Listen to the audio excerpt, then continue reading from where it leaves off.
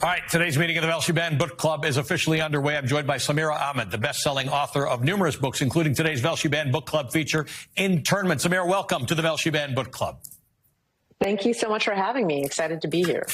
Internment opens with a book burning. I want to read from it. Quote, "In the distance, I see a funnel of smoke rising into the air. Most of the town is at the book burning. I spy a flyer for the burning taped around the lamppost at the corner. Join your neighbors. The words are superimposed on a cascade of banned books, dangerous books."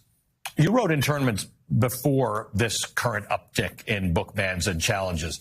Tell me about how you arrived at that. Well, just like Margaret Atwood said, everything that takes place in internment, virtually everything, is something that has existed in history. I mean, Nazis banned books and then they burned books. There was massive countrywide book burnings in Germany in 1933. Almost all of those books were written by or about queer or trans individuals. And so starting with a book burning felt like a very natural way to begin this novel, because regimes, authoritarians have always wanted to ban books. They have jailed artists because they want to hide the truth. They want everyone to have this very myopic point of view that they get to dictate. And that's why I started it with a book burning.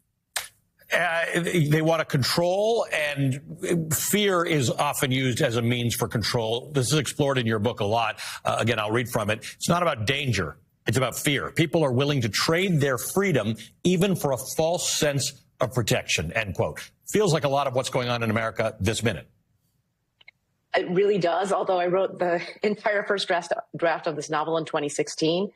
I mean, I think we've seen through history that fascists and authoritarians always want to lead with fear. They're just like bullies, right? Bullies want to make you cower. And what we need to do is stand up to those bullies, because we know, for example, with banned books, the vast majority of Americans, 70%, do not agree with censorship. They don't want book bans. And we need to speak with a collective and powerful voice, because our voices can stand up to that fear. We must stand up to that. And we must say to these bullies, no, we will not be silenced. That's not happening today, not on our watch, because an attack on books is an attack on freedom.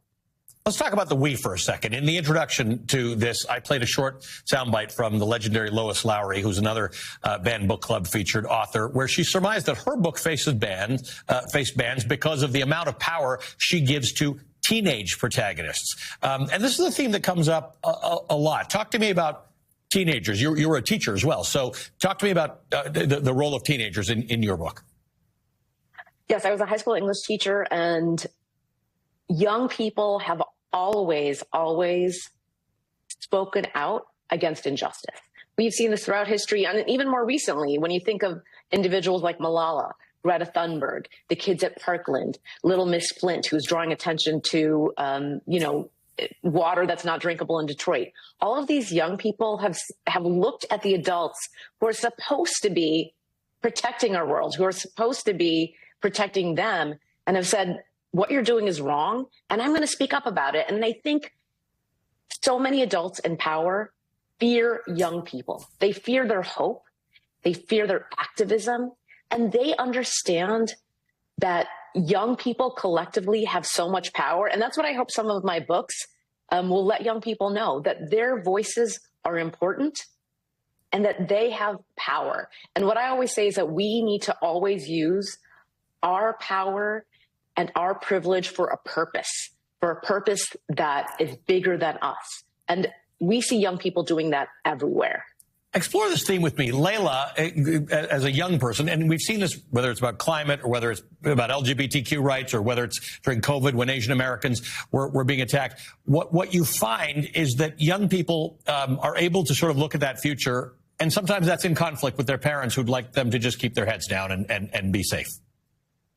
Of course, and that was kind of one of the primary conflicts in internment.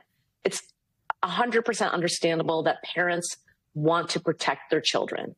I mean, all adults should want to protect children everywhere, but for parents, it's just a visceral response. You see your child in danger, you're immediately going to want to, surround them in bubble wrap. But at the same time, those young people have learned from their parents that their voices are important. And I think it's this natural conflict between children who are growing up, especially teenagers, and their parents who want to protect them. But what Layla essentially pushes back on with her parents is she says to them, you raised me in this way that told me that I should be asking questions, that I should be challenging injustices, that I should be using my voice to speak the truth. And now when I'm doing it, you're trying to shut me down.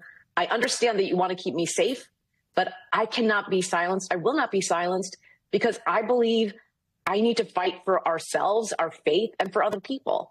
And her parents do have a tough time with that. But, you know, I think if a lot of adults think about what it was like to be a young person and understand that young people are just fighting for their future, we would not be trying to silence them. We would be linking arms with them and marching in the streets. And that's what we should be doing.